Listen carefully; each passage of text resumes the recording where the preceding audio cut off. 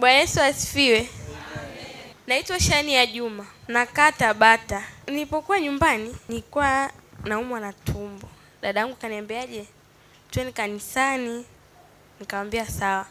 Ila nilikuwa siji kuombea, nilikuwa nakuja kanisani. Cha kwanza nilipokuwa njiani, tumbo likafanyaje? Likaacha kuuma. Nikamwambia dada, tumbo sasa hivi haliniumi. Akaniambia limesikia unaenda kanisani. Ndio maana likafanyaje? Likaacha kuuma. Nikamwambia sawa. Kaingia kanisani. Hapo nikajisikia kwa dhaifu. Nalegea. Maombi yalipoanza, kwanza tumbo likauma afu likakata. Likaacha kuuma. Nilipokuja hapa nikaanza kuombewa.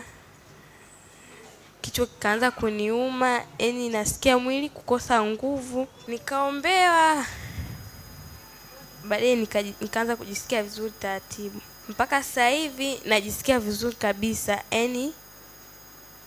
Nimeshakuwa nipo vizuri.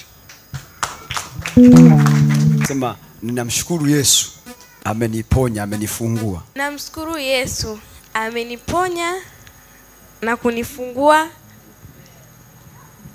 Kingine kanionyesha njia.